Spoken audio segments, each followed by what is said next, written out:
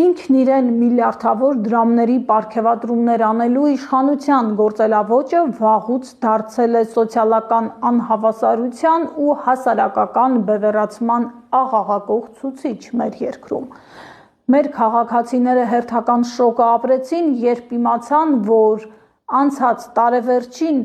Նիկոլ Փաշինյանը 14 միլիոն դրամի պարգևավճար է ստացել, նախարարները 7-ից 9 միլիոն դրամի և պատգամավորները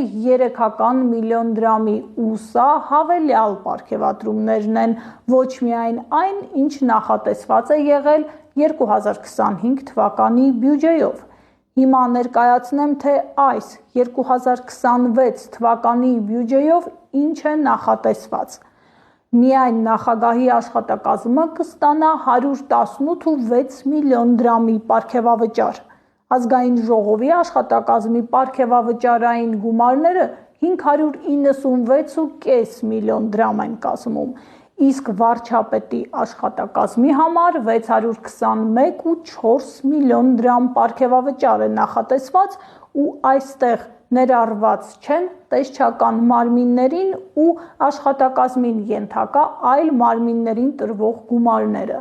Ընդհանուր առմամբ 2026 թվականի բյուջեով նախատեսվում է 16,7 միլիարդ դրամի պարգևավճար, սա այն երկրում, որտեղ նվազագույն կենսաթոշակը ուշադրություն 36,000 դրամ է, իսկ նվազագույն աշխատավարձը 75,000 դրամ,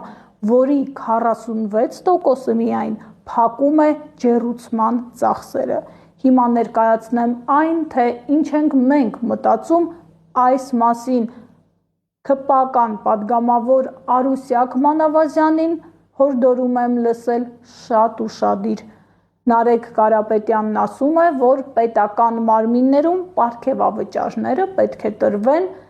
գնահատելով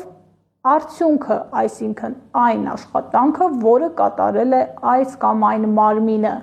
Մենք նախատեսում ենք նոր KPI-ների ներդրում, այսինքն գործունեության արդյունավետության գնահատման հստակ չափանիշներ։ Արդյունքը պետք է լինի հաշվելի, շոշափելի, պետք է ապահովի տնտեսական էֆեկտ, օրինակ, թե որքան ներդրումներ են երկիր ներգրավել, թե որքան է ավելացել բյուջեի եկամուտները և այդպես շարունակ։ Ահա սա է թույլ իշխանության և ուժեղ իշխանության տարբերությունը, իսկ թե որն է գործող իշխանությունների արդյունավետությունը, գրանցած արդյունքը և ըստ այդմ ստացած պարգևավճարը, դատեք ինքներդ։